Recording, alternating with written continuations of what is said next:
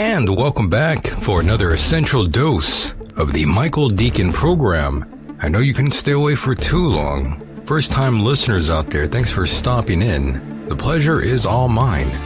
We do hope you stick around and subscribe. Tonight, we've got a very special guest in the house, Mr. Marshall Masters.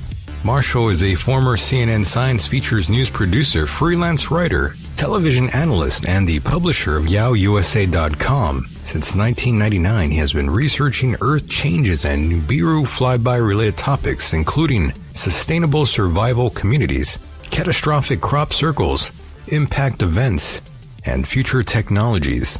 He's back. Thank you, ladies and gentlemen, for allowing us into your hearts and into your minds. Here we are again on a night like this. Like a happy, dysfunctional family, we have returned. Oh, yes. And of course, before we get down to business, I wanted to remind all of you out there that I interviewed Jim Fetzer on the Patreon series. That's right, the freight train for only $5, maybe even $3. You can find that over at patreon.com/Michael Deacon. Yes, $5, $4, $3, maybe even $2. Whatever the amount, it does help. Join now. Patreon.com/Michael Deacon. Much respect to those out there who have already signed up. Now, let's get down to business and bring in Mr. Marshall Masters. How are you, Marshall? I'm great, Michael. How are you? Good to be back. I can't complain. I'm doing fantastic on this lovely Saturday night. All right. Well, it's sure good to be with you and your wonderful audience. I hope all of them are doing well and all these difficult times as God has blessed them. No doubt. It's an honor. In any way we get. Throws a bone, Big G. We'll take it. That's right. We will. But as always, it's an honor and pleasure to have you here on the program, Marshall. It's always fun to catch up with you. And my God, there's so much to discuss this evening. And oh yeah, it's one of those nights, Marshall. And of course, we already have talked about your background plenty of times here on the program. And of course, you have kept your interest in Planet X for decades now. Yes. I mean, this is really about 20 years. That's right. And, so it's a long time to be doing the topic, and it's a difficult topic. It's a statistical fact that dentists commit suicide more than anybody else. That's true. I relate to dentists after 20 years of Planet X. Oh my! Well, don't do it, Marshall. Don't jump off the ledge. No. But I sure can appreciate it's a difficult topic to handle. But on the other hand, I get such wonderful emails from people, such supportive stuff. You've been supportive, and other hosts have been supportive. And there's the grumps. Oh yeah. And hey, you can't please everybody. You really can't, but you got to be thankful. You have to be thankful for those people as well, though, Marshall. Those that criticize your work, they're still there and they're still reading your work. Yeah, they do that. And interestingly enough, it may sound strange, but they help me because it's just, good old fashioned schoolyard politics. When the bullies, going around and bad talking you, everybody wants to see who's going to get a butt whooping. That's right. Yeah. And that's where they come, and they took a look at people come at my site to go see who's going to get a butt whooping, and they go, well, hold on a second. This guy's actually trying to do something to help people. Hold on a second here. And the worst vicious attacks I've had have always helped to grow my audience, not reduce it. So right. I have no problem. You want to be nasty? Be nasty. You're helping me. Thank you. That's right. They're interested in your work regardless. So the haters, the lovers, they're all coming from the same place anyways. Yeah. Yeah. There's all passion there. You're right. From the same place. Passion. Ooh, Rob. Yeah. You got to be thankful. You can't really be angry too much with these folks. But yes, Marshall, you've been around the block for a long time and you have received criticism for the longest time. But of course, anyone who talks about these sort of subjects will be heavily criticized no matter what they do. That's right. I mean, but the worst part of it, I can deal with that. That's you're fine. a big boy. Been through that for years. You're a big man. You can handle it. It's the suppression. It's like I have 2 channels. For years, my model was to do videos on YouTube that helped promoted my work and my books. And then next thing I know, this was actually, it's funny. When we think of suppression, we think of the last few years while Trump was in office, and that it didn't really exist before that. It's always been there.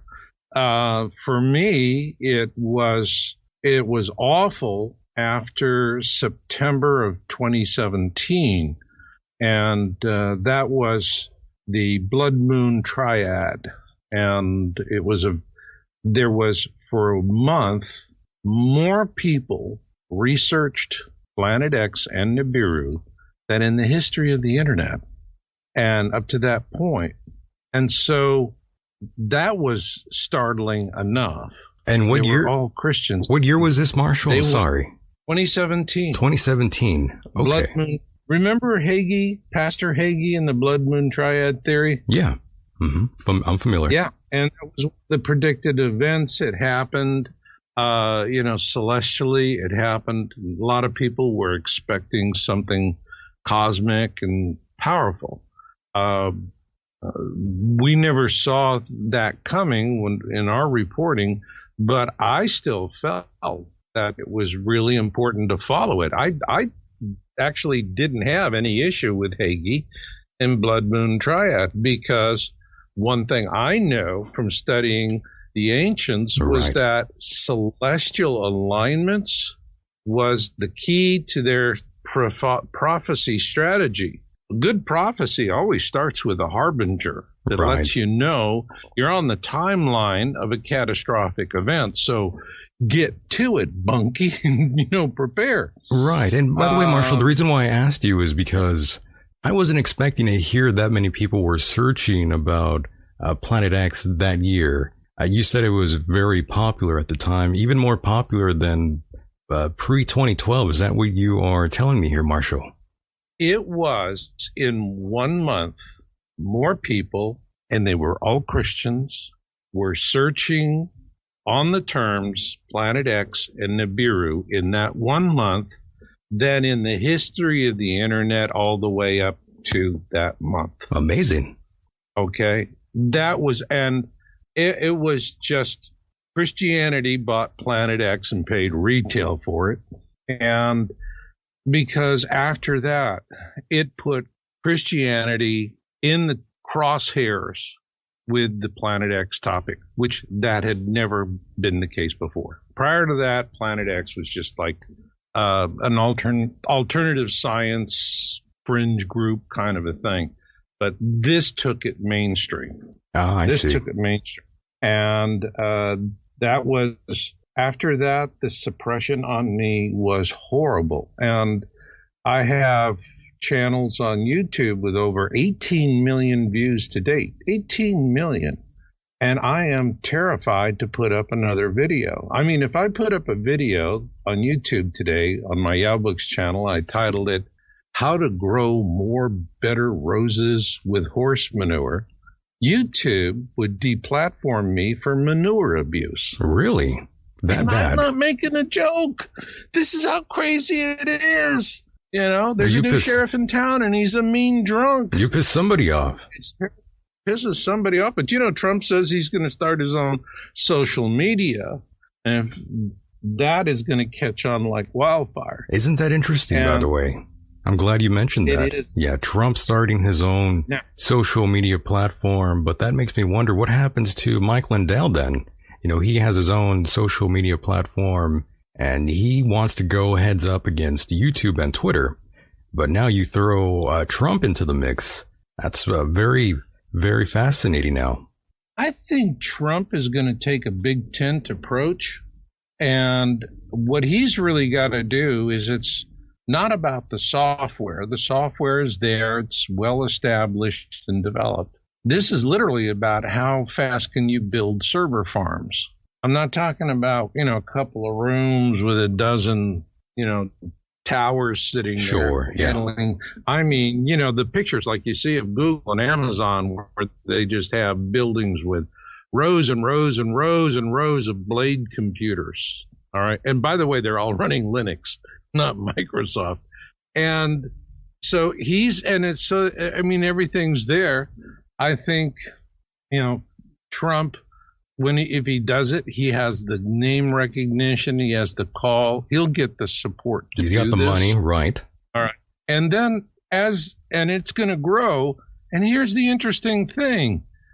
I think Trump is going to grow. It's going to become more popular. And what's going to happen is Trump is going to pick up a lot of new data centers around the country from Google for really low prices because he's going to gut half their audience. Think about it. If a company like Google or Facebook, YouTube, these guys start losing huge chunks of market share, 25, 30%, 40%, 50%. Now all of a sudden, you've got data centers designed to handle twice as much customer traffic as you have. So now these excess resources that you have is going to be a white elephant, and it's going to be very difficult. This is going to really hammer them and hurt them hard. And he's going to be able to pick up a lot of their resources at fire sale. So, going out and thinking, okay, we have the power of gods and we're going to shut this guy. Sun Tzu said there are some governments and some armies you don't fight. He should have said there's some governments, some armies, and some rich guys you don't fight either. I thought you were going to use another word. Pardon? I thought you were going to use another word there.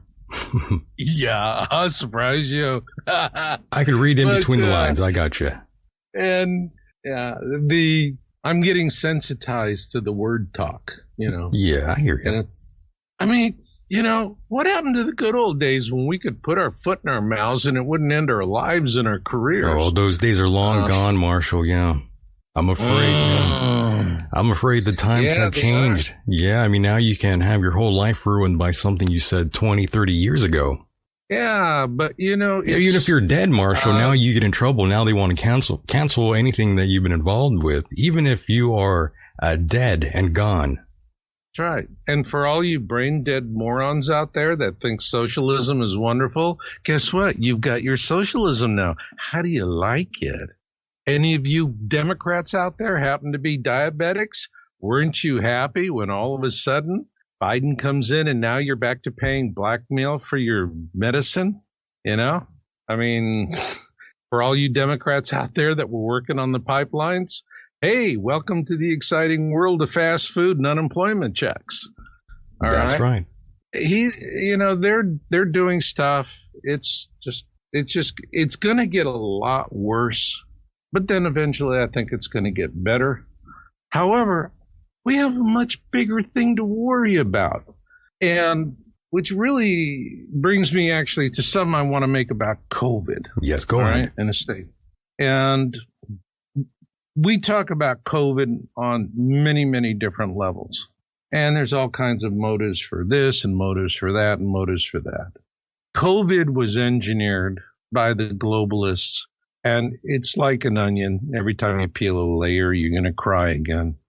But what's the big bada bing? What was the overarching reason for COVID? Is that we as a species are at a point of evolutionary breakout. Okay? And we will, in the coming years, we're going to have an evolutionary event. And our species, our vibratory rate is going to increase. Right now, we're 50 to 80 hertz. And to compare that, we like to give roses as a show of sympathy and love because roses generate 320.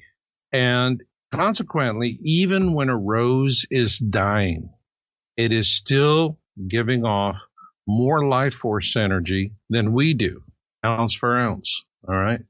And so that's the reason why we give them, because if it wasn't something special like that with roses, what's romantic about a flower that has all these sticky barbs on its stalk? You know, I mean, you grab them the wrong way and it's like, hello, that hurts. All right. And again, it's that energy level, it's that resonance. And so if we can evolve beyond the parasites and the predators, I call it just simply resonance. There's also common terms that are used a lot on the internet are third dimension, which is grounded in the physical reality, fourth dimension, which is essentially controlled by dark entities of many different types and forms, and they are predators and parasites. All right, they feed off of us. They you need life force energy to exist, even if you're evil. And life force energy only comes from God. And if you're walking towards God, you're receiving that energy. And you're walking away from God, you're not. So you got to find somebody who's walking towards God and steal it from them. They don't care about your politics, your religion, whether or not God chose you or this, that, and the other thing. All they're interested in as predators and parasites is how to keep you in a state of fear and to keep you divided and hopeless. So in other words, these are like psychic vampires, in other words. They are psychic, yes, psychic vampires. Absolutely. With long mother big fangs. How scary. And they're feeding on, they're feeding on us. And so we get all upset and we do something crazy. We make a bunch of people upset. You know, that's when they really like it. If they get one person, they can do something too. You know, hurting a child, they immediately, women and children are favored. Okay, because they are more susceptible to this. Men will fight it more, but they give in to it. However, the easy targets are the women and the children, so they go for the easy targets principally. And if you are isolated, alone, hopeless, you're in a state of fear. There's only two absolute emotions, fear and love. And every emotion in between the two is a pastel shade of one of the other. And right in the middle, you're going to have that, if you will, that kind of little gray, light gray chip that's, you know, the halfway point. And like the beta male point, right? Pardon? Like the beta male part, it's somewhere in there. Yeah, and it's somewhere in there. And so when you're to the love side of it, you're receiving. And however, if they get you into a state of fear, particularly horror and extreme pain, you know, that's one of the things we're going to find with the globalists is when they're harvesting adrenochrome and how they torture these poor innocent children and women. You know, who are these individuals? They start cutting on them while they're alive. By the way, Marshall, who are these individuals? They're alive. Huh? Who are these individuals you speak of, by the way? Those that don't know. Epstein et al. Oh, my. So this whole thing with the Epstein thing, with the Giselle Maxwell. Right. I mean, to put it in, Giselle Maxwell just got a judge to say, okay, we're not going to put this information public because if people see it, she's never going to get a fair trial. It's that horrifying and that shocking. Okay? So this is what we're going to learn about them and what they've been doing. They're satanic. It is pure satanic ritualism, and this has to be challenged. This has to be fought.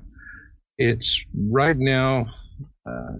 I have to say, you know, that I'm really watching our government fail us, every institution. And even at the state levels. Yeah, they keep doing that. Was hard. Yeah, it's been disappointing. And of course, I'm seeing the headlines right now, Marshall. And just a few days ago, maybe 3 days ago, I see that a judge denied a bail request from Ghislaine Maxwell. I'm not even sure if that's how you pronounce her name. Ghislaine, I think, is how you pronounce her name. Something like that. Regardless, Ghislaine, they had it, but he denied it, so she was a flight risk. But there's a tremendous amount of suppression, intimidation. These are real ugly people. Very and disgusting. It's interesting, Trump just did a 45-minute interview a day or so ago, I think. I listened to it. And he's, now he's on where he can start nibbling at their heels, mixing them with their nonsense. But it still leaves, the question that's in my heart and the same everybody else.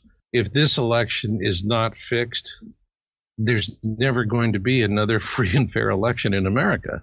They're already passing the legislation to make sure that never happens. It'll just be appointments. There'll be the Democrat Party committee will just simply appoint presidents and senators and whoever. Yes. And Marshall, before we gloss over Miss Maxwell, Trump was actually good friends with Jeffrey Epstein and Ghislaine Maxwell at one time.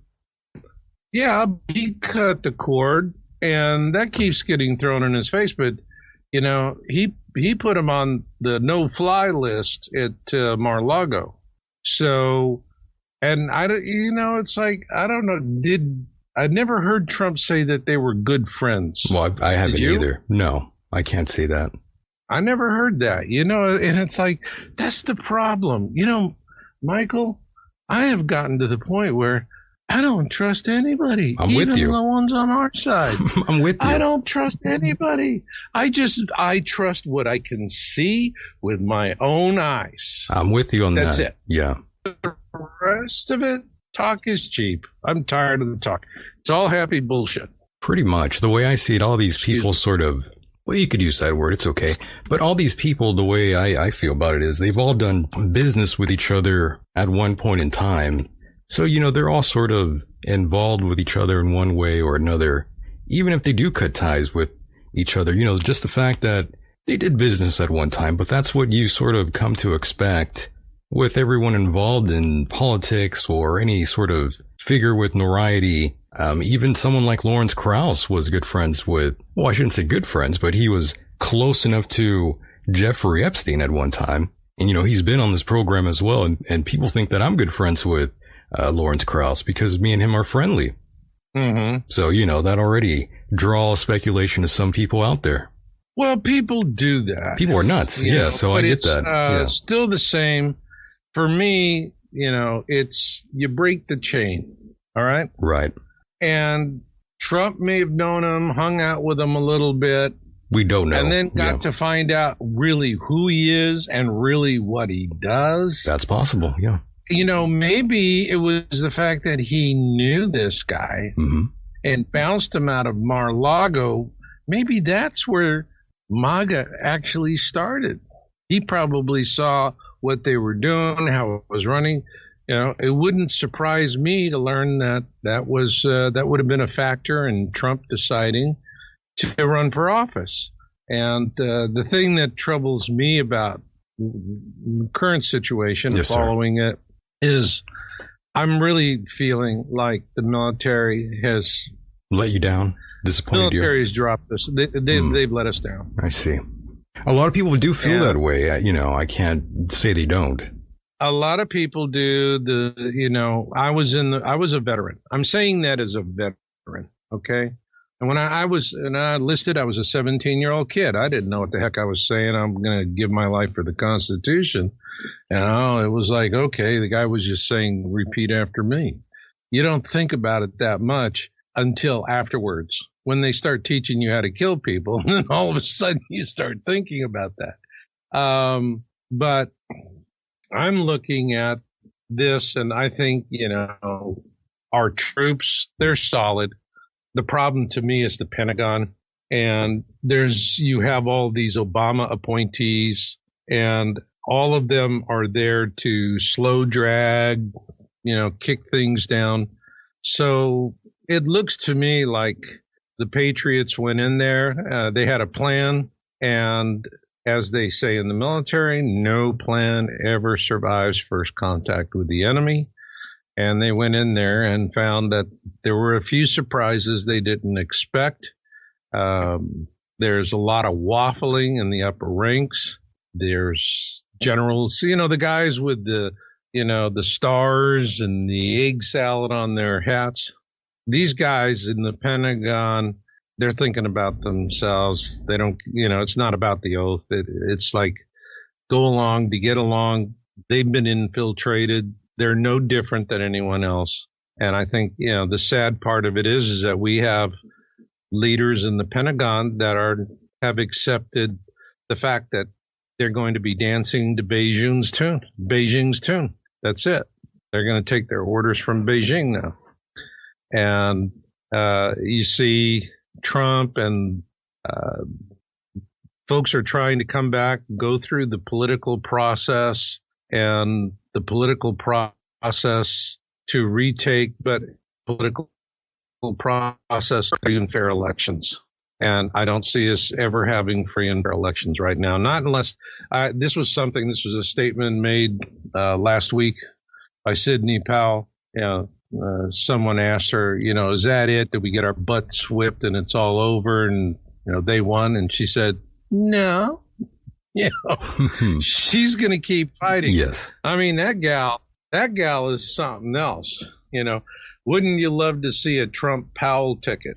Heads would explode if that would happen. Heads would explode. Yeah. They wouldn't know what to do if that took place. Yeah. Yeah.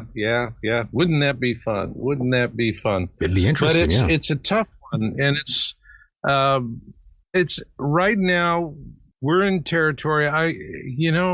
I almost am to a point where, to be honest, I feel like it's going to take a divine intercession. Oh my, Marshall, you're going deep down that road. I'm going deep down, and I mean, it's like I'm a science guy, right?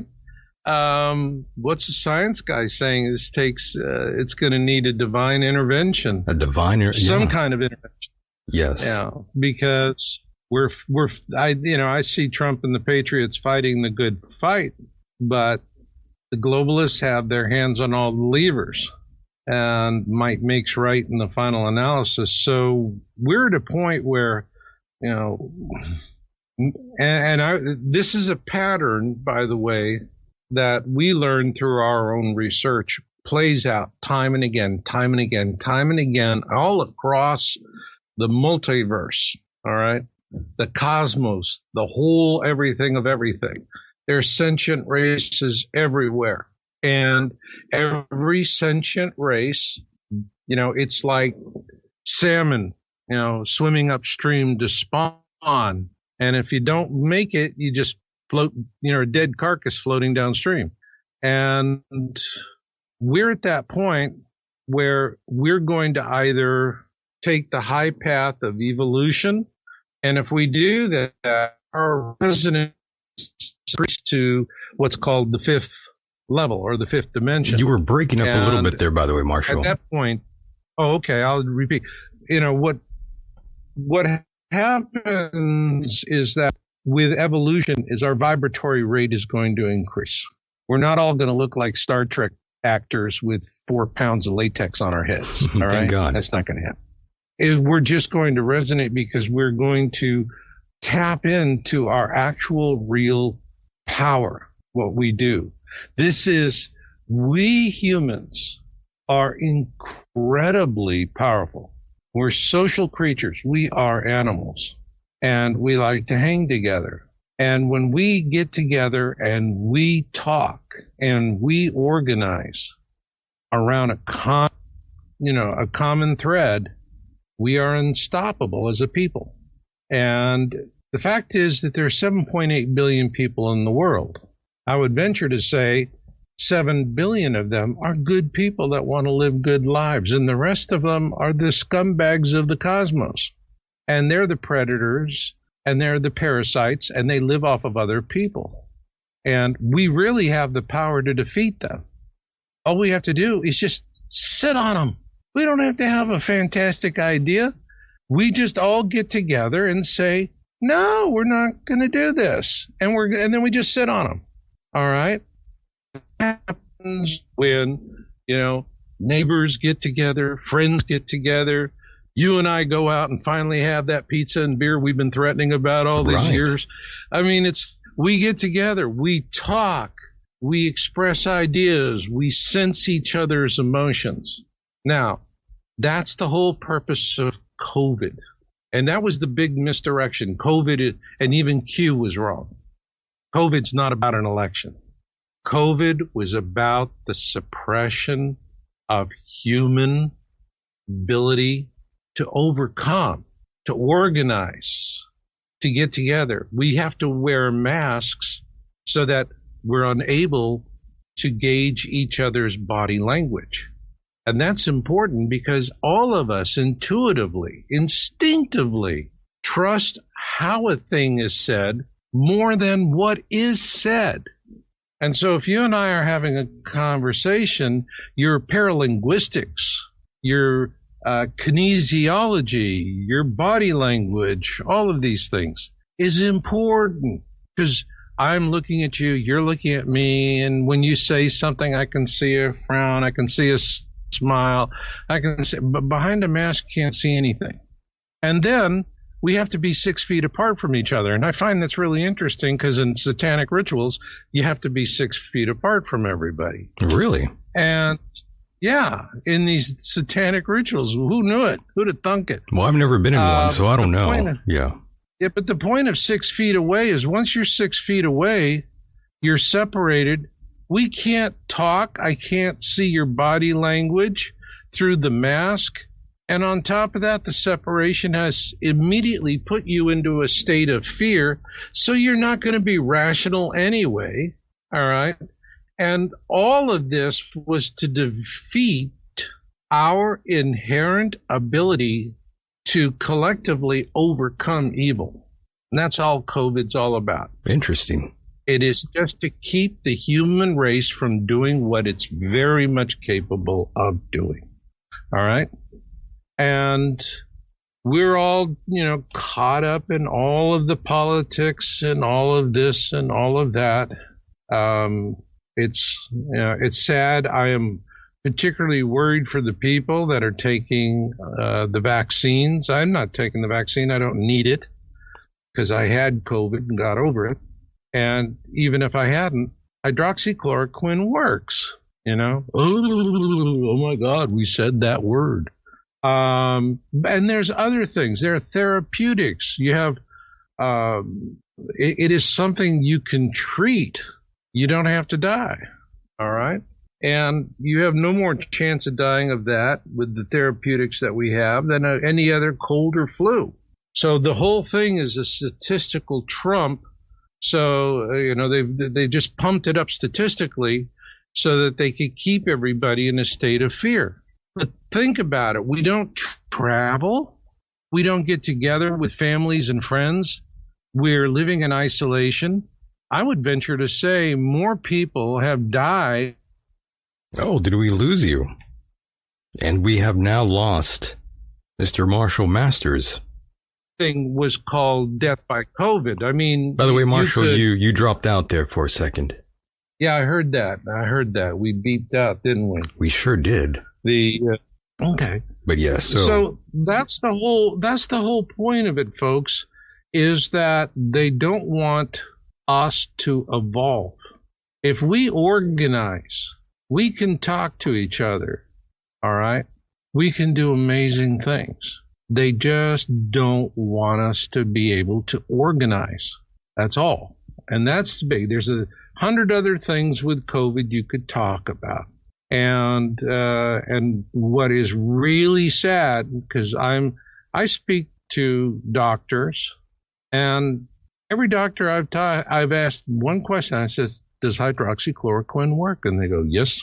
And then they shut up. They don't talk.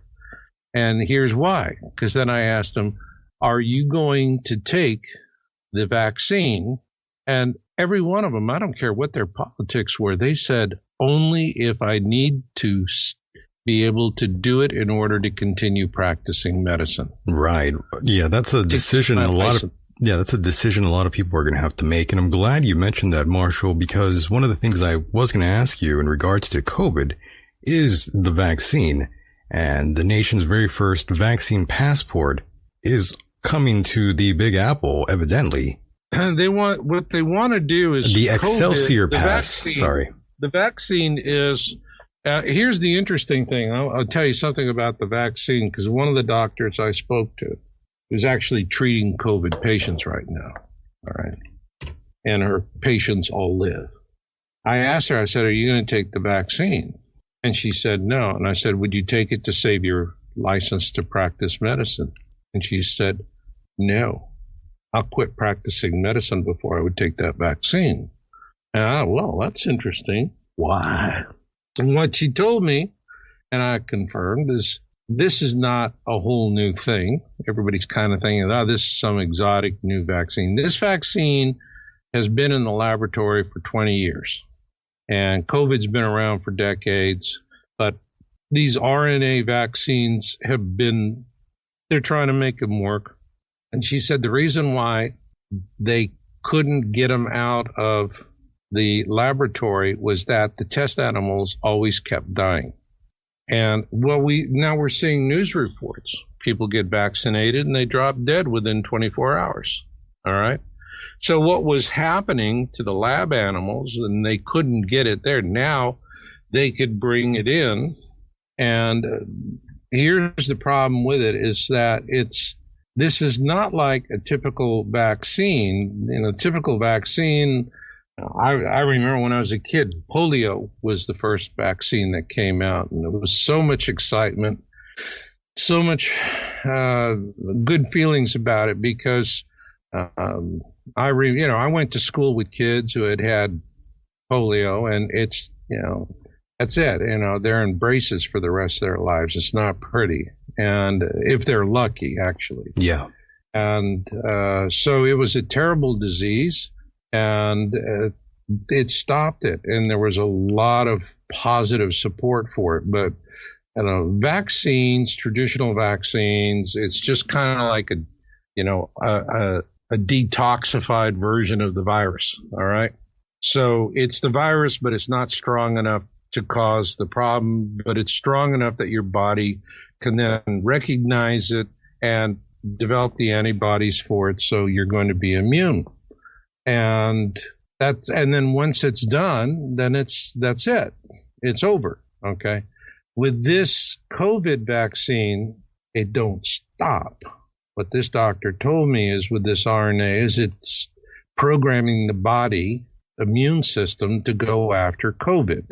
Well, once it's done that, it just doesn't say, okay, mission accomplished. That's it. Let it go. No, the RNA and the immune system keep going in a new direction. And what happens then is your immune system is going to start attacking you, all your major organs, starting with your lungs.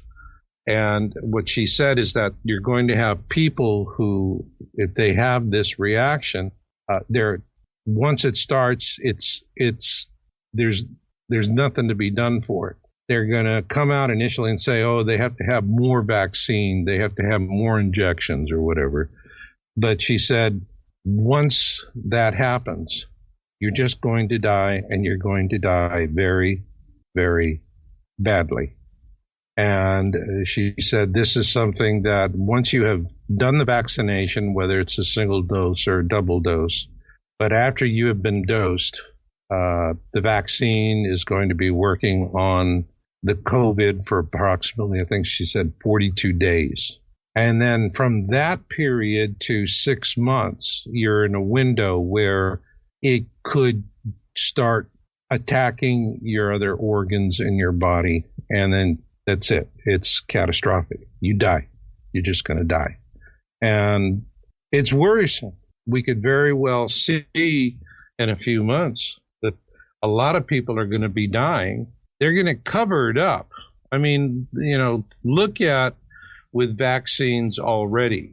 I know too many parents that have autistic children And all of them had the same story. They all felt horribly guilty because they were holding their infants down while they were getting pumped full of heavy metals with all these vaccines. They were just getting the pincushion treatment. And then the next day, the kid's brain is burned out after you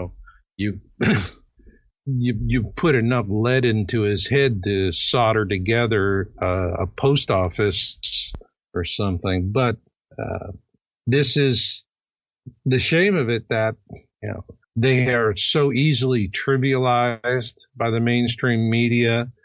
These people look how long people have been trying to warn about vaccines, and they just get played down. They get silenced. They get suppressed. Yeah, for a long time. And it's going to be the same thing. So what we're going to start seeing is, they'll do what they'll point in every other direction except themselves. That's what they do. But probably, by late summer, people are just going to know that a lot of folks are dying, and, it's going back to the vaccine. Of course, it's so easy for them to say they died of something else. Just as easy with COVID. It was, he was decapitated in a motorcycle accident. Sure. He died of COVID. All right. He had COVID, right? I mean, that's what they did statistically, jacking up the numbers. So even the people that are going to be dying from this, and they're going to die terrible deaths, and it's going to be agonizing for them and their families, they're going to die being completely betrayed and believing in the people who did it to them. That is going to be the sad part. And see it coming. So I don't know where there's an awareness kickoff, what it's going to take for people to start realizing what the value of their freedom is. And there's nothing terribly clever about, racing out and becoming a hardcore communist. It may sound sexy about socialism. I've seen what socialism does. There's nothing sexy about it. And then for me, this really gets down to, why did I take an interest in politics? Because you look at my site for over 18 years, 17 years, actually. I didn't do any political reporting. I did some initially, and then I quit doing it. All right. And I just preferred doing the science. But I did this because this is going to determine the amount of death and dying. With Trump, I knew we'd have a chance to fight for our lives. He's a decent guy. And so push comes to shove, he's going to tell us when he can, so that people can prepare. We can organize as nations and communities, as churches, as towns. People could actually start doing it. But see, if we started doing that, that would completely disrupt the whole parasite mechanism of the globalists. Because they're automatons doing what they want us to do. We're out there trying to save our lives, and that's just not going to be bad. That's going to be bad for their business, and they're not going to tolerate that. And so with Biden and Trump, it's just numbers. With Trump, I see maybe a third of the population doesn't make it. But with Biden, absolute guarantee. 95% of everyone alive today is dead. Understood. And with that said, but with all of that said, of everyone hearing my voice right now is dead. I hear that. But given with all that you said right now, Trump did urge all Americans to get the COVID vaccine, and he said it was safe and it works. That's right. And that has me curious about it. But on the other hand, he could be saying, he's working on all the assurances. Everybody has told him all of that. Unless they lied to him, though. They lied to him. It's possible. All right. And this was, whatever this is going to be, it's just going to be bad news. I don't think Trump coming out and, getting a vaccine out there. He first tried doing, to say hydroxychloroquine works. He caught and he had this other therapy, and he says everybody gets it for free. I mean, we had proven therapeutics. The president and the first lady were both got COVID and both received therapeutics and had full recoveries. And they're not young kids, all right? So we were shown that it works. But when people are so busy feeling the power of being able to destroy the lives of those that don't kneel at your feet, and that's what it is. That's mob rule. The mob firmly believes, we're right, everybody else is wrong, we're going to make you pay. It's just this insanity. So a lot of these people who have been led into fear and they're taking the vaccines, for people that are in awareness, they're going and they're seeing the videos and they're coming off of YouTube. They're getting deplatformed as fast as they go up. But you can at least get out to Rumble and other places, BitChute, and you can find that content. Thank God we at least have some other places where we can go out and find this information. They're listening. They're not listening to Joe Yakuputsky, who's ranting.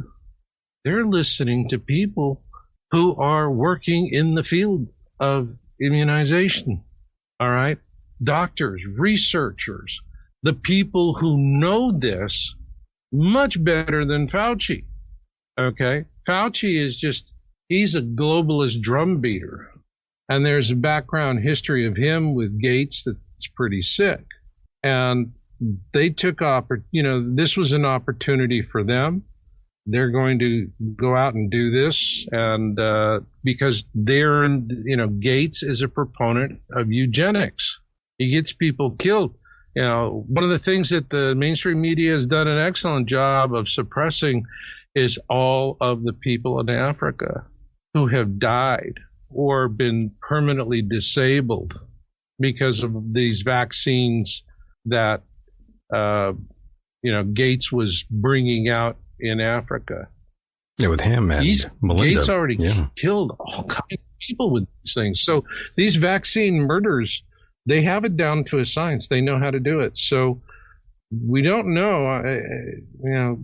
People are going to be dying, and they're not going to understand they've been set up to fail by the people they trust and believe in, because they have just been so completely and frankly perfectly trained. They've been programmed. Well, that's why I don't trust anyone in any political realm, left or right. That's right. You can't. That's right. You can't. And, it's, for me, okay, I guess I'll never be able to travel across the country on an airplane again or take the train. Yeah, but Marshall, that's one thing. Yeah, let's get into that for one moment here. As most people know, at one time, you were someone that was doing the whole talk circuit thing for a while. And, that's what you do when you're an author. You would go on any platform you can to sell your book, to talk about your work, of course. And all of that now is pretty much gone. And I'm sure it's hurt a lot of people out there. But Marshall, the last couple of years, you weren't really doing too many of the talk circuit sort of platforms, were you? I'm not quite sure. No, because, I don't have time to talk that much. I come on your show because I like hanging out with you, and you got a good crowd, and I feel welcome here. It's nice. They like you. All right. But I've been working on my book, Win-Win Survival Handbook. I've been working on it for 7 years. I have crisscrossed the country. I have spotted all kinds of places where survival communities can be established with in areas where there's reasonable prices and flexible permitting and planning and the right kind of terrain and threat risk profiles. Wrote the book. It was a huge effort of 7 years, a huge effort, and it resulted with a book that's 436 pages, 123 graphics, and writing it, I felt like the contractions were coming every second. It just was a tough thing to get it out there. It's out there, and I knew I needed to do it and accelerate it I didn't even plan to get it out. I was originally planning to do Win-Win in like 22 or something like that. But in 2019, I saw Planet X with my own eyes. September 9th. It's interesting. This 2017, September was bad news for me. And in 2019, it was bad news again. So I was in Warden, Washington with a good friend, and we had been out studying geological formations during the day, and it was real fascinating.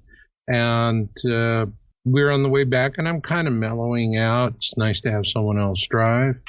And all of a sudden, she just starts screaming, I see it, I see it, I see it. Next thing I know, she's aiming for a little side road in between these wheat fields, big wheat fields.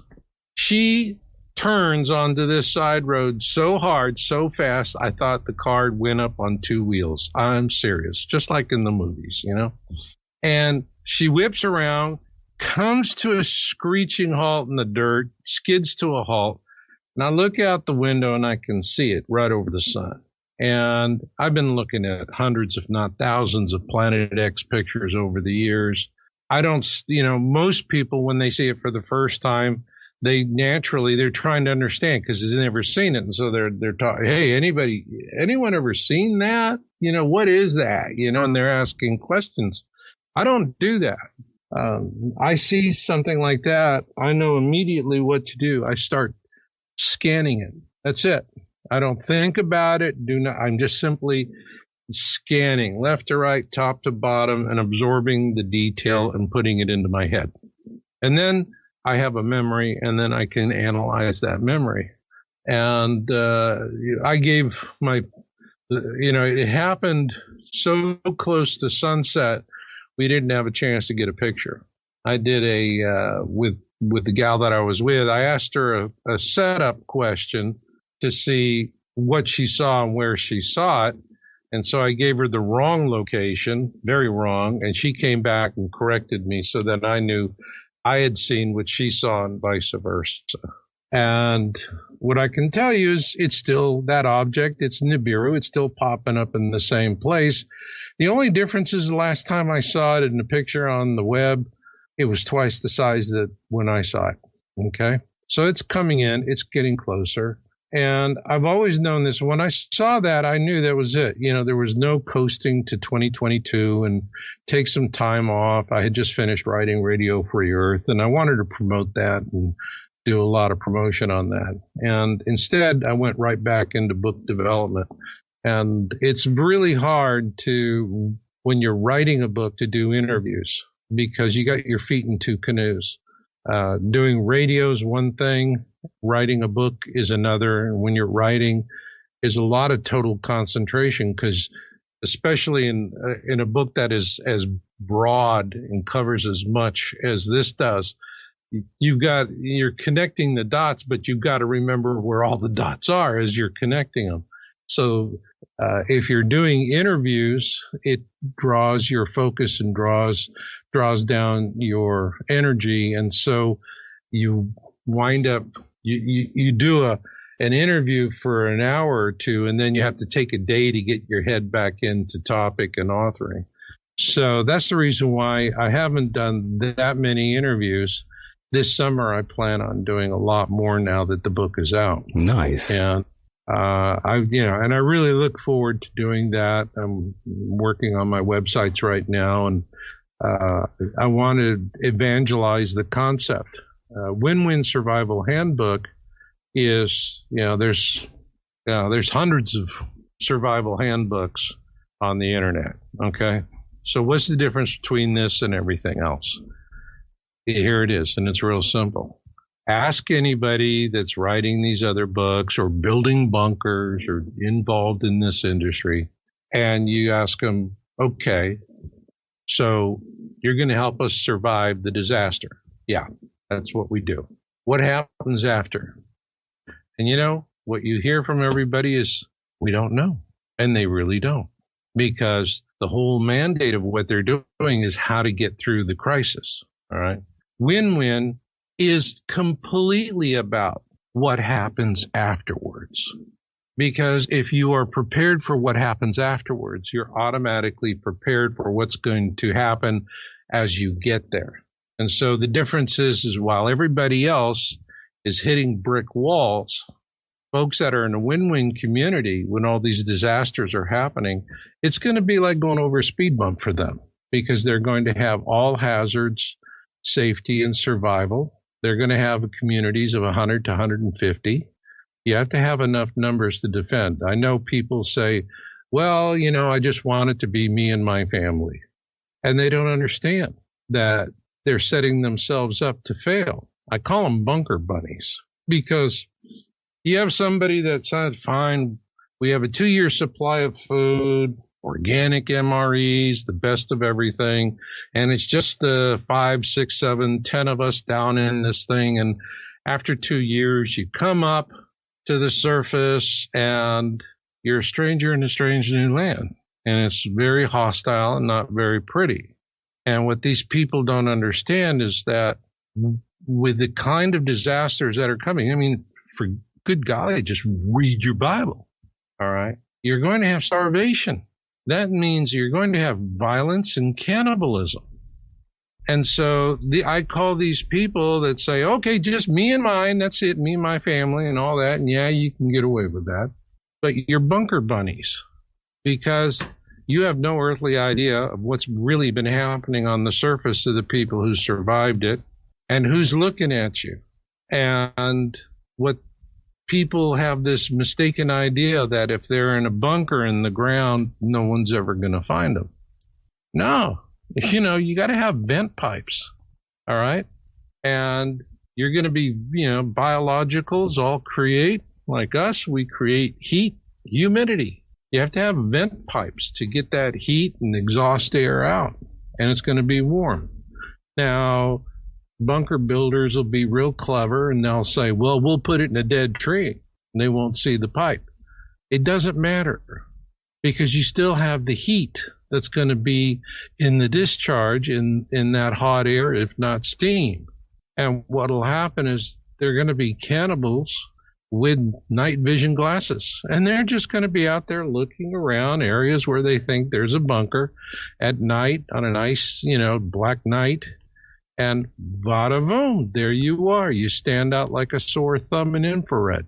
Okay, they got you marked. In other words, you're not for these bunkers at all. Then you're not in favor of them. In other words, well, what you're doing is you're just setting yourself up as a food source for cannibals, because you don't have enough numbers. You're not going to know what the hell you're doing.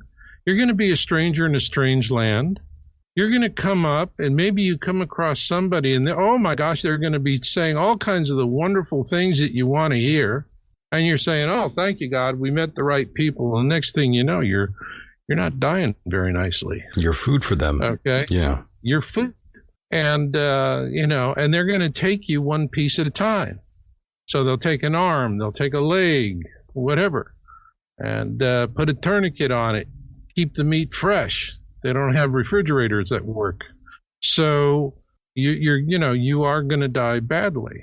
And that's the whole reason that if you're in a community of 100 to 150 people, I don't care if you got a whole bunch of Russian bolt-action army rifles from World War II, okay?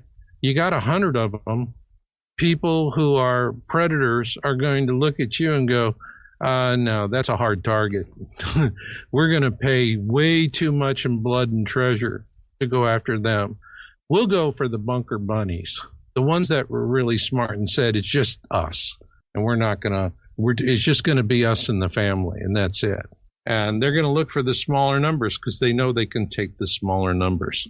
Yeah, it's nice to live in a bunker and all that for a short time, but for how long realistically, how long can that last? Eventually you're going to have to come up. Well, you have to come out, and living in the bunker is a lot of the bunkers. I mean, I've been in bunkers. People have invited me to come take a look at them. What they've done. I'm discreet. I'm not going to tell about who's got what and where. Right. I've seen some of them that I thought were really impressive, and others where I remember one, and then they opened it up, and I could immediately smell the outgassing, and I knew what that came from. They were using construction plywood instead of furniture plywood, and construction plywood is going to outgas for 2 or 3 years. That's right. And that outgassing will kill you in a confined area. So, I mean, I saw that they made mistakes. A lot of them tend to like these corrugated pipes that you use for irrigation and ditches, where they're 8 foot wide or 10 foot wide. And literally, when you're inside these things, it's like being in a World War II submarine. Now, what's coming is you're not going to be able to just wait for a couple of days and come to the surface. I mean, this is going to take time. When the Planet X flyby is in full swing, you're going to be down underground a lot. Yes, and Marshall, over a span of 2 years. Now, consider this. It's like you say, well, okay, so it's as comfortable as a World War II submarine, but people managed. Yeah, they managed. They would have a 60-day crews, and the crews who are trained for the ardor, for the hardness of doing that, they knew at the end of 60 days or the end of their cruise that they would come back and, they could whoop it up, go have some fun, let their hair out, let it down. But if you're living underground to survive, taking women and children, old people that are, they're not hardened submariners, and you're going to make them stay down in what is essentially a World War II submarine for many more months than they would have during World War II. I mean, it's unrealistic. And then you have the problem with all the food, and you don't have fresh food. And these people are storing, canned and processed food.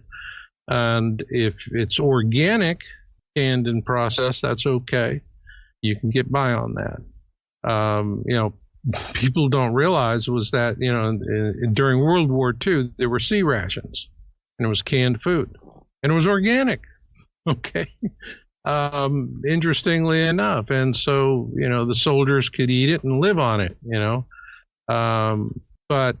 the whole thing of today, you see folks that stockpile, spaghetti and all kinds of side dishes and cheese and mac and all of that. Well, anything that's processed or GMO, within 2 weeks, the flora in your lower intestine is gone. I don't know if anyone's ever familiar with the terms probiotics and prebiotics, but what you really need to be doing is, if you're eating that kind of garbage, is you need to be loading up on probiotics and prebiotics, because what you're doing is sticking a lot of carbohydrate and simple sugars down into your low gut, and it's going to destroy the positive flora and increase the negative. And next thing you know, you're going to have diarrhea, cramps, fuzziness. You're going to be physically impaired. You're not going to be able to function. And so it's death food. So I look at all of the mistakes that I see people making because they're not critical thinkers. If you're a critical thinker, before you go out and buy all that Kraft macaroni and cheese, try living on it for 2 weeks. Just get canned chili, spaghetti, Kraft macaroni and cheese, beans, whatever. But get all your GMO and processed brands and live on that for 2 weeks. Well, Marshall, I think some people already eat that sort of nonsense already. Well, they eat it, but see, what they don't understand is it's mixed with fresh fruits and vegetables and meats. It's part of the diet. It's not all the diet. When all you're living on is canned chili and all of this, you're living on nothing but Hormel and mac and cheese and spaghetti and all that stuff. All right. You don't have any fresh fruit. You don't have any fresh vegetables. You don't have any fresh eggs, meat, dairy, nothing else. You're just living entirely on that type of food. That's it. Some people do, which is scary. Some people do, and they probably have, they probably complain about a lot of health problems as well. Of course, yeah. And they don't understand. So there's a lot of these things that when I'm writing my book, I am seeing where people are making really serious mistakes. And if you tell them this is going to hurt you, you're making a mistake, they get really upset because most people prepare for a tribulation, catastrophe, whatever, however they want to frame it, but they prepare like consumers. It's bang for the buck, all right? And the big thing is like when you're buying emergency food, it's how many calories does, if you're having 2,000 calorie a day meals, how much does it cost you for the 2,000 calories? Okay, and that's what people do. They go, oh, it only cost me $3.92 for 2,000 calories that day. What a deal. But they don't look, where do the calories come from? You go get these 5-gallon buckets at Costco or Sam's Club, most of the calories are coming from sugars and refined carbohydrates. And when you look at how much actual protein is there, it is absolutely essential bare minimum and not even that. So you don't have enough protein, and you sure as hell don't have enough calories, because when you're in survival mode, 2,000 calories is great for going to work and sitting in an office. But if you're out there and you're humping it to survive, you need 3,000 calories. You may need 4,000 calories. You're burning calories like crazy. So 2,000 a day isn't going to be good. And if you're getting mostly sugars, sweets, fructose, all this nonsense, that's, again, you're not going to be able to function. The food is going to be hurting you. That's the reason why with a win-win community, it is about the community not only has the ability to feed itself to grow fresh food, but the whole point of a win-win is that it's a church that farms and teaches farming. And so I designed the book so that the communities can be self-sustaining and, most importantly, profitable. The people living there, it's a lifestyle change.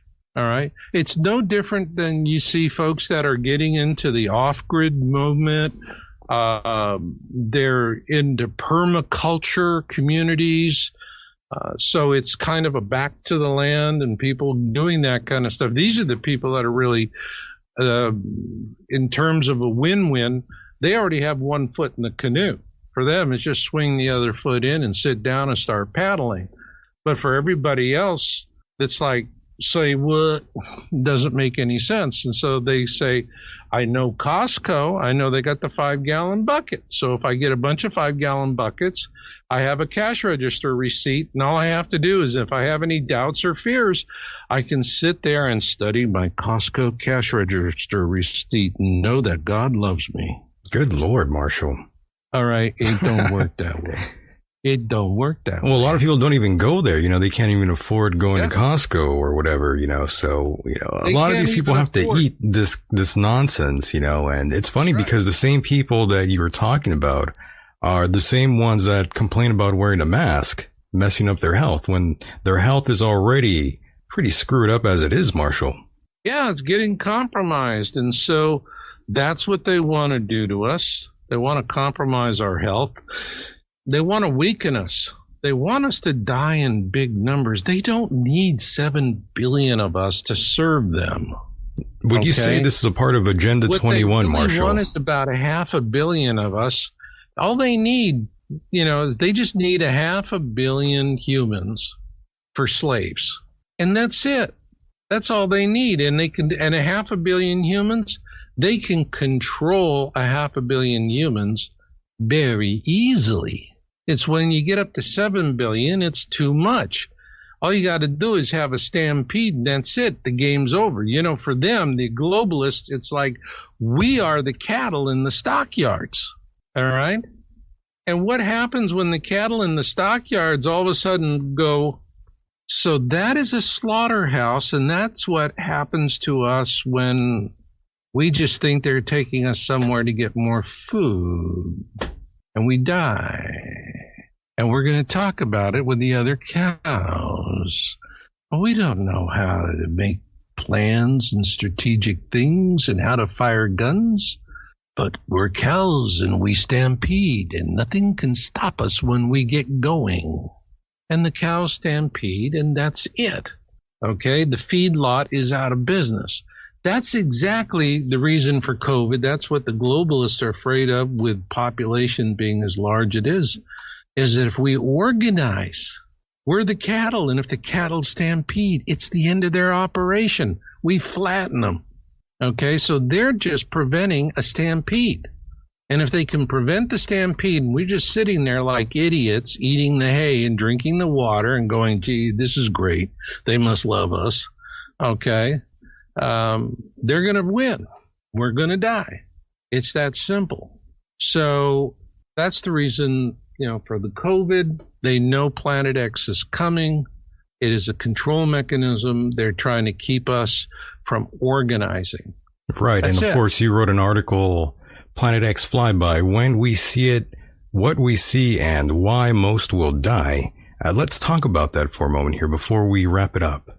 Yes. And I would, for your listeners out there, please read this article. This is substantial. This is my biggest Planet X article in years, really, because this is a culmination of years of research.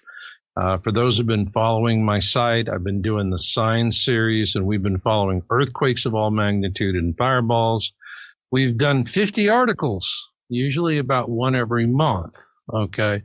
So with 50 articles, we have a huge database. And when we published our results for February of this year, we saw an anomalous pattern that was scary and first of a kind, and we started digging into it. And then what we found is that we've been tracking on a separate issue with that the Nemesis system has rings. It has a cloud, it has a dust cloud, like our Oort cloud, and it's divided up into rings or dense areas. And what we've identified is the structure of this cloud and how we are interacting with it and what's going to come in the years ahead. And once we did that, we were able to put together we started with, you'll see there's illustration of the Nemesis system as it is coming up from the southern skies and going overhead and then going back in the southern skies.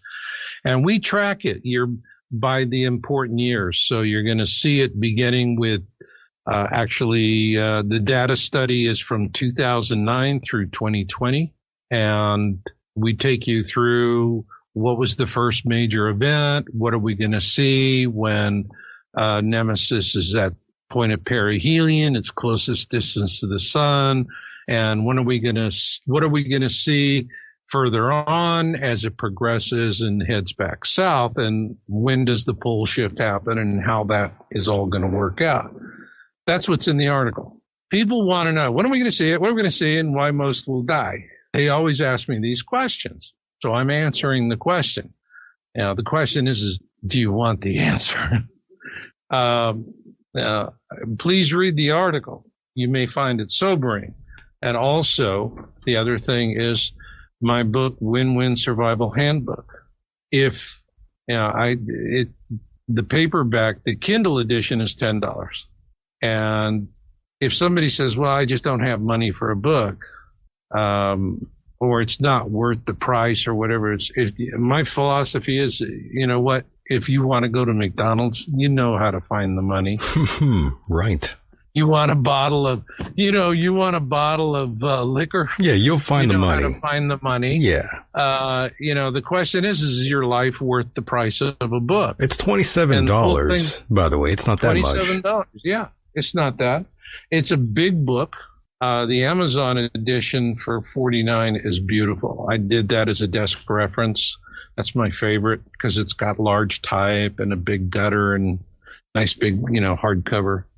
But whatever you do, just, if you're reading the book, The book is divided into 4 sections, and you can read it that way. You could read it one section at a time.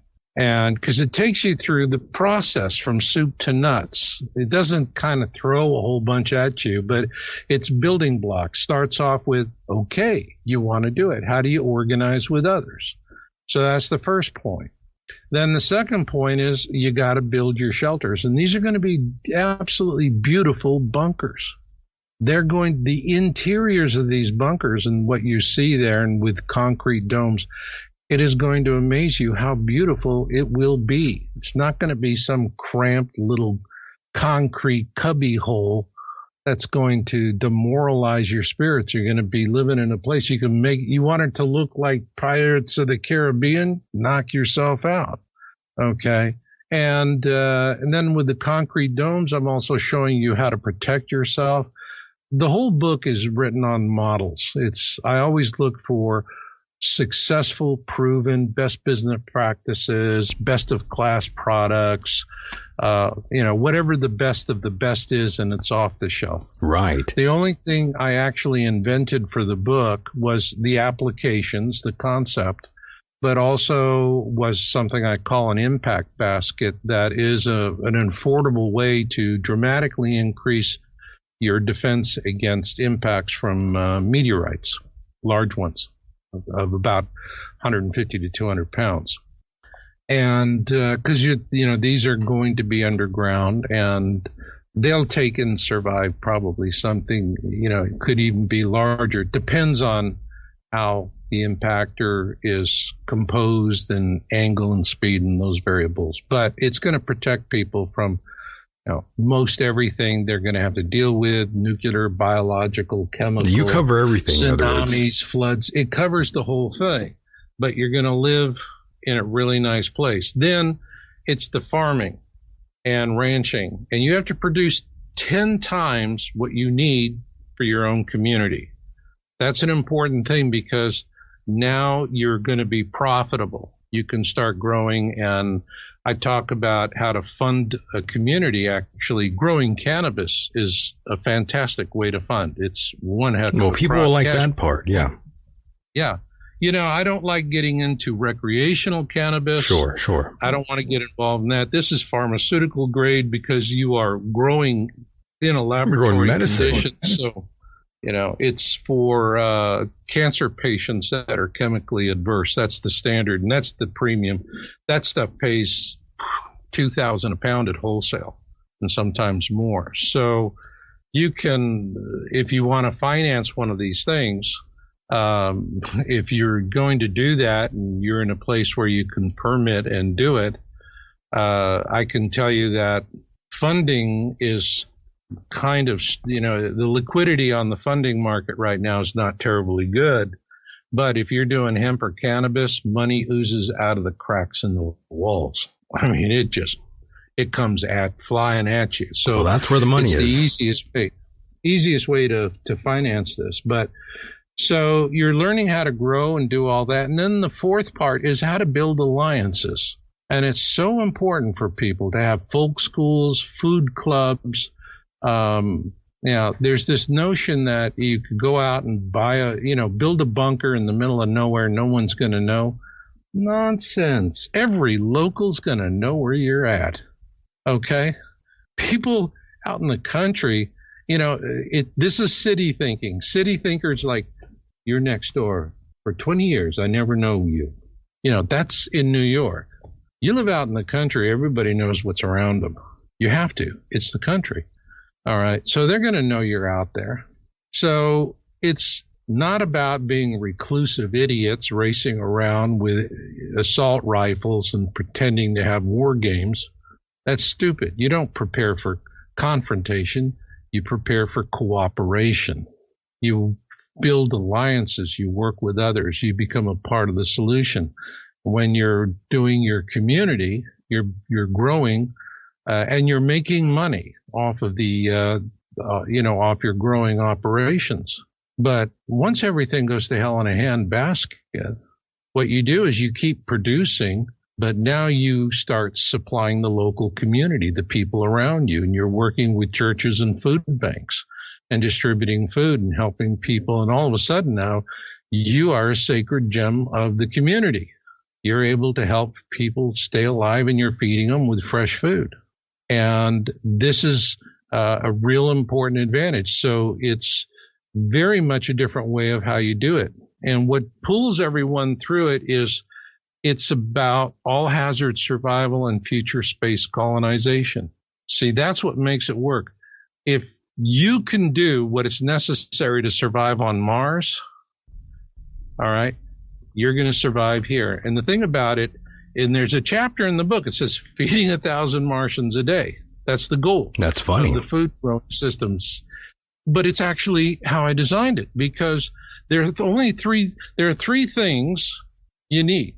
And we have them in ample supply on Mars and on Earth: water, soil, and basalt rock. And that was it. Mars has water deposits. They found water. They've got basalt flows. They've got soil. And you have that to start with.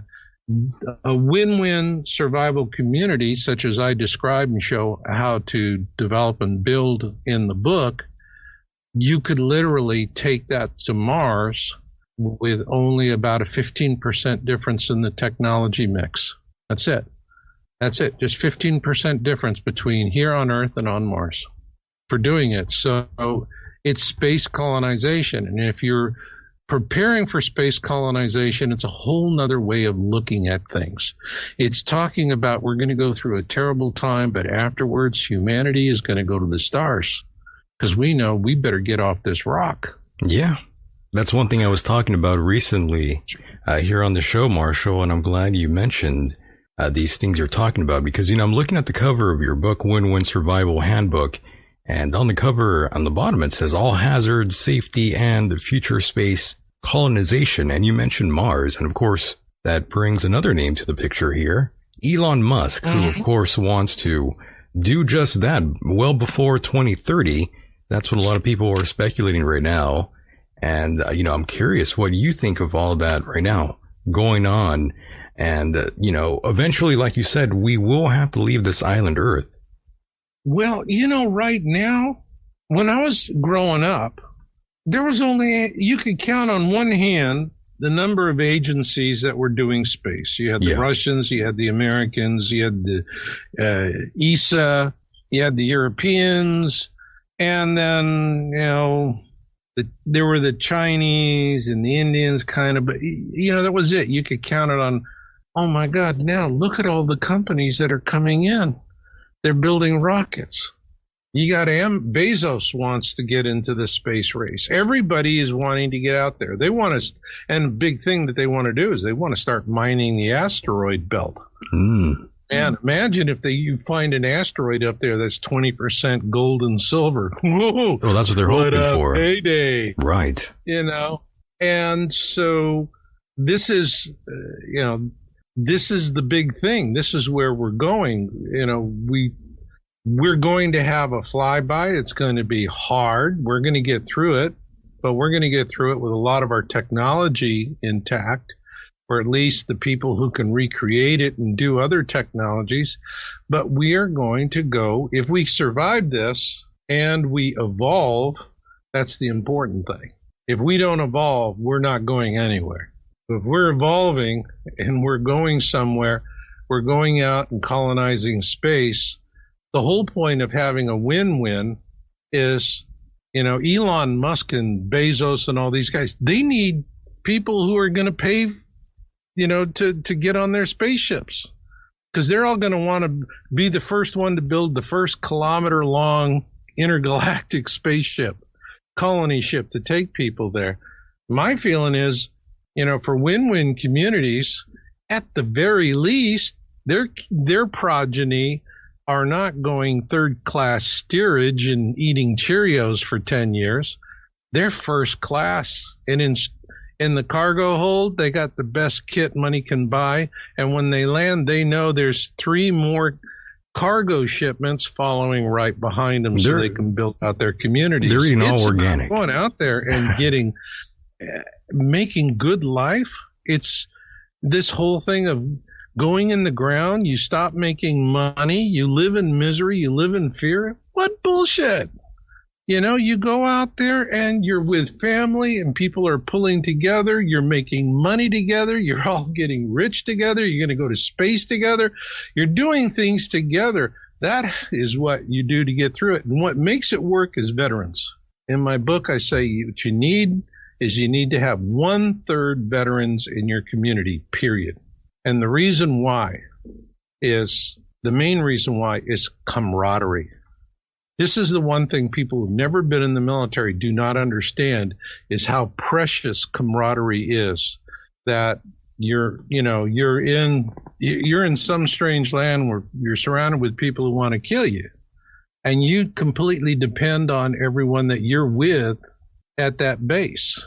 And the guy sleeping next to you can snore like a pig and tell the dumbest jokes in the world, but if you hear him on the radio saying, "Hey man, I need help," that's it. Everybody come a running.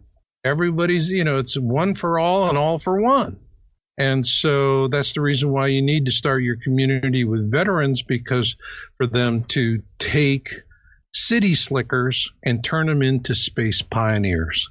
And the key to that is camaraderie. And you have to learn, like the Marines say, improvise, adapt, and overcome. All right. And this is what needs to be taught to people so they can survive. And all of this is in the book. It's a whole different way of thinking about it, a whole different way of looking at it. What I would say to those of you who've been intrigued about off-grid communities or permaculture communities, this is just a logical extension of what they're doing. And it's a way for people to come together and to celebrate their love for Creator and to be in service to Creator and to do good for the species. So, yes, it's there to make money, but also they're there to be in it for the species, because you organize as a church. And you could see where with win-win, if you already have a church and you want to stay within that, you could adapt the win-win model. Otherwise, you could do a constitutional church, is what I talk about in the book. And a constitutional church is not a new idea. For anyone out there who's served in uniform, you know what a chaplain is. All right. You understand whatever branch of the service you were in had a chaplain corps. And none of the branches of the service have an official religion. A religion is an explanation. A church is just simply, under the Constitution, a gathering of people to celebrate God. That's it. That's all you need to be a church in the Constitution. So I take the very basic definition and I use a very successful time-proven model of chaplain corps in the military to organize it. And so it'll be very, very easy for veterans to understand it. And for those of you who are not veterans, go ask a veteran. They can explain it to you. Just say it's a church that follows a chaplain corps model, and they'll be able to explain the virtues of it to you. So it's not about being afraid. It's not about dog eat dog. It's about who can kill who or any of that stuff. It is win-win is win-win. Everybody wins. And your community is going to survive, and you're going to survive within a greater rural community, and those people are going to appreciate you because you're going to be in service to them. And it's about being in service to others, not being afraid of your shadow. And so do please, read this article, YOWUSA.com, Planet X Flyby, When We See It, What We See, and Why Most Will Die. And when you do, you'll see a link to the book. You'll see a cover for Win-Win, and please check that out. Very nice. I want to thank you for being a part of the program yet again, Marshall. Always a honor and pleasure. Thanks for stopping in, and we will do this again in the near future, my friend. Absolutely. Always wanting to come back to you. You got it, brother. Thank you so much. Okay. Take care. Cheers. Good night. Good night. And there he goes, boys and girls, the one and only Mr. Marshall Masters. Give him a round of applause for being on the program as well. And my God, looking at the time here, it is almost that time to wrap it up. Before I drift off tonight, boys and girls, I do want to thank all of you out there for hanging out with me tonight. I know it was a short show, and I do want to thank Mr. Marshall Masters for hanging out as well. Keep in mind, if you want additional content, bonus material, please check out the Patreon series at patreon.com/Michael Deacon. And yes, that is where you'll find more gold. Much respect to all of you listening, those who tune into the podcast version. Much respect to you. And of course, you can take us on the road by searching Michael Deacon or the Michael Deacon Program on all popular podcast platforms. Thanks for pressing play. The world is a mysterious place, and life itself is a mystery. Until next time, good night, everybody.